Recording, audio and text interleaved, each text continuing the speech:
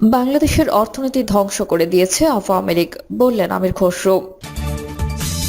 জানাবো ভারতীয় পণ্য ছাড়া চলবে কি বাংলাদেশ। আরও জানাবো স্থায়ী কমিটির বৈঠক, ভারতের বিষয়ে কৌশল ঠিক করেছে বিএনপি। এদিকে 18 কোটি মানুষের একটি প্রশ্ন, গণতন্ত্র কোথায় গেল, বললেন মঈন খান।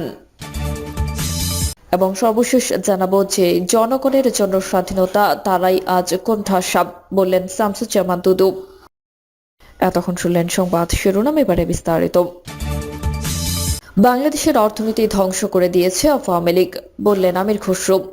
দুর্নীতি ও লুটপাটের মাধ্যমে আওয়ামী লীগ সরকার বাংলাদেশের অর্থনীতি ধ্বংস করে দিয়েছে বলে মন্তব্য করেছেন বিএনপি স্থায়ী কমিটির সদস্য আমির খসরু মাহমুদ চৌধুরী।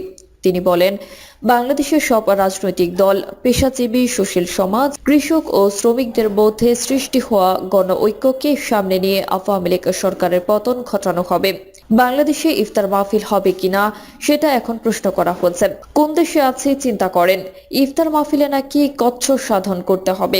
লাখ লাখ কোটি টাকা বিদেশে পাচার হচ্ছে, ব্যাংক খালি হয়ে যাচ্ছে।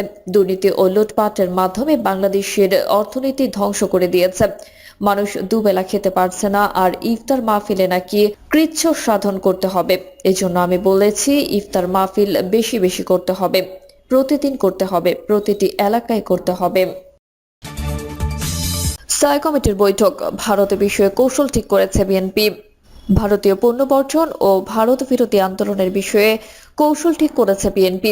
এ নিয়ে গত সোমবার রাতে দলের সর্বোচ্চ নীতি নির্ধারণী ফোরাম জাতীয় স্থায়ী কমিটির ভার্চুয়াল বৈঠকে আলোচনা হয়েছে, তবে কোনো সিদ্ধান্ত হয়নি। আরও আলোচনা ও বিশ্লেষণের পর এ বিষয়ে দলের অবস্থান ঠিক করবে বিএনপি। ভারতীয় পণ্য বর্জনের আন্দোলনে কৌশলের অংশ হিসেবে দলগতভাবে সরাসরি অংশ নিতে চান না তারা। স্থায়ী কমিটির বৈঠক সূত্র জানায়, বৈঠকে অংশ নেওয়া সবাই বাংলাদেশের দ্বাদশ সংসদ নির্বাচন ঘিরে ভারতের ভূমিকার কঠোর সমালোচনা করেন।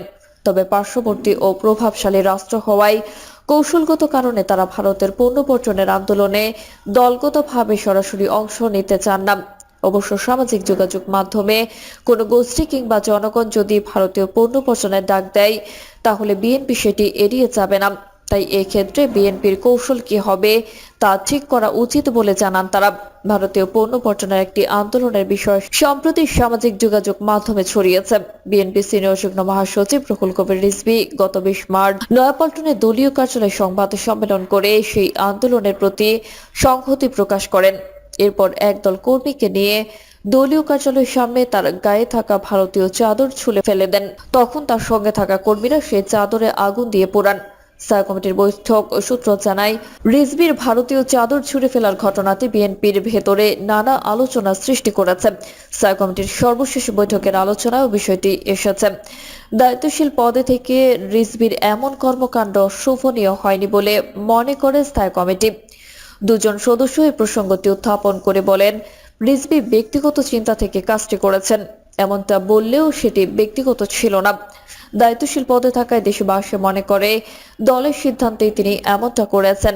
স্থায়ী কমিটির ওই দুই সদস্য আরো বলেন, আমরা ভারতের বিরোধিতা করব, কিন্তু কৌশল ঠিক করতে হবে। সেটা না করে যে যার মতো করে বক্তব্য দেওয়া উচিত হবে না। আলোচনার পর্যায়ে সদ্য কারামুক্ত একজন নেতা বলেন, আমরা সরকারের বিরুদ্ধে একটি দীর্ঘ আন্দোলন করেছি। সব সময় বড় আন্দোলনের সাফল্য ব্যর্থতার মূল্যায়ন হয়, সেই মূল্যায়ন আমরা করিনি। আমাদের উচিত আগে সেই মূল্যায়ন করা, তারপর এর ভিত্তিতে ভবিষ্যৎ করণীয় নির্ধারণ করা। আমরা যদি ভারত বিরোধিতা করি, তাহলে তার কৌশল কি হবে সেটা নির্ধারণ করতে হবে। এটা নিয়ে আগামীতে পরিপূর্ণ আলোচনা হওয়া উচিত। তফসিল ঘোষণার পরিপ্রেক্ষিতে বৈঠকে আসন্ন উপজেলা পরিষদ নির্বাচন নিয়েও আলোচনা হয়েছে। নেতারা বলেন, দলীয় সরকারের অধীনে জাতীয় নির্বাচন বর্জনের 4 মাসের মধ্যে সেই সরকারের অধীনে দলীয়ভাবে উপজেলা নির্বাচনে যাওয়ার কোনো সুযোগ নেই। বিএনপি যেসব কারণে 7 জানুয়ারি জাতীয় নির্বাচনে অংশ। ভারতীয় পণ্য ছাড়া চলবে কি বাংলাদেশ। ভারতীয় পণ্য বর্জনের ডাক একটি উগ্র জাতীয়বাদী স্লোগান। আধুনিক রাষ্ট্রবিজ্ঞানে এটিকে ফেসিস্ট স্লোগানই বলা যায়। বিশ্বায়নের এই যুগে কোনো একটি পণ্য কোনো বিশেষ দেশের নয়, বরং সবগুলো পণ্যই বহুজাতিক। সেই অবস্থায় একটি নির্দিষ্ট দেশের পণ্যকে টার্গেট করে তাদের নিষিদ্ধ করার ঘোষণা উগ্র জাতীয়তাবাদ এবং কুৎসিত রাজনীতির একটি বহিঃপ্রকাশ। কিন্তু রাজনীতির এই তাত্ত্বিক আলোচনা বাদ দিলে বাস্তবতা নিরীক্ষে যদি আমরা বিচার করি তাহলে দেখব ভারতীয় পণ্য ছাড়া কি বাংলাদেশ চলবে। এই প্রশ্নের উত্তরে আমরা নির্মোহভাবে যদি বিচার করি তাহলে দেখব যে বাংলাদেশের অনেক কিছুই ভারতীয় পণ্যের উপর নির্ভরশীল। পেঁয়াজের কথাই ধরা যাক। কদিন আগে ভারত সরকার অনির্দিষ্টকালের জন্য পেঁয়াজ রপ্তানি বন্ধ ঘোষণা দিয়েছে। সাথে সাথে বাংলাদেশের পেঁয়াজের বাজার অস্থির হয়ে উঠেছে। প্রতিবেশী দেশের উপর নির্ভরতা থাকবেই। বিশ্বের সবগুলো দেশই তাদের প্রতিবেশী দেশের উপর নির্ভরশীল। সেক্ষেত্রে বাংলাদেশও তার প্রতিবেশীর উপর নির্ভর থাকবে, এটাই স্বাভাবিক। সবচেয়ে বড় কথা হলো ভারত একটি বিরাট প্রতিবেশী রাষ্ট্র এবং ভারতের উপর সারা বিশ্বই নানাভাবে নির্ভরশীল। সেখানে এরকম একটি বৃহৎ রাষ্ট্রের পণ্য বর্জন করে বাংলাদেশ কতটুকু চলতে পারবে সেটি দেখার বিষয়। বাংলাদেশ নানা ক্ষেত্রে ভারতের উপর ব্যাপকভাবে নির্ভর করে থাকে। আমরা যদি নিত্য প্রয়োজনীয় পণ্যের কথাই বলি তাহলে পেঁয়াজ, চাল, আদা, রসুন সহ বিভিন্ন ধরনের মশলা যেমন জিরা, গরম মশলা ইত্যাদির জন্য আমরা অনেকটাই ভারতের উপর নির্ভরশীল।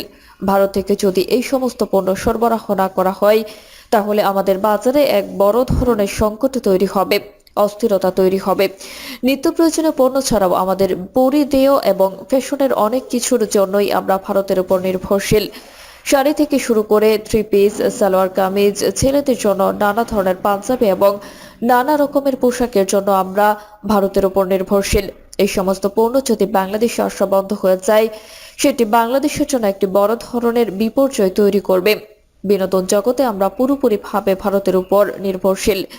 বাংলাদেশে এরকম খুব কম পরিবার আছে যারা ভারতীয় ছবি দেখেন না, ভারতীয় গান শুনেন না বা ভারতীয় চ্যানেলগুলো দেখেন না। তাই ভারতীয় পণ্য বর্জন বাংলাদেশের বাস্তবতায় একেবারে অসম্ভব। এই স্লোগানটি আসলে ভারতীয় পণ্য বর্জনের জন্য নয়, এটি একটি উগ্র সাম্প্রদায়িক স্লোগান বলে রাজনৈতিক বিশ্লেষকরা মনে করেছেন। বিভিন্ন সময় দেখা গেছে যখন ভারতীয় পণ্য বর্জনের ডাক দেওয়া হয়েছে তখন এর পাশাপাশি সাম্প্রদায়িক উস্কানির সৃষ্টি করা হয়েছে।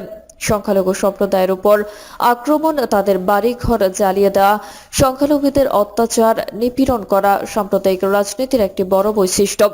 এই বৈশিষ্ট্যকে ফিরিয়ে আনার চেষ্টা করা হচ্ছে এখন নতুন করে। ভারতীয় পণ্য বর্জনের আড়ালে বাংলাদেশকে আবার একটি সাম্প্রদায়িক রাষ্ট্র বানানোর পায়তারা করছে, যে চেষ্টা ৭৫-এর পর শুরু হয়েছিল। বাংলাদেশের অসাম্প্রদায়িক চরিত্র নষ্ট করে এটিকে একটি সাম্প্রদায়িক রাষ্ট্র হিসেবে দেখিয়ে ভারতকে চাপ দেওয়ার যে কৌশল, সেই কৌশলটি বাংলাদেশের জনগণের স্বার্থের পরিপন্থী হিসেবে বিবেচিত হচ্ছে।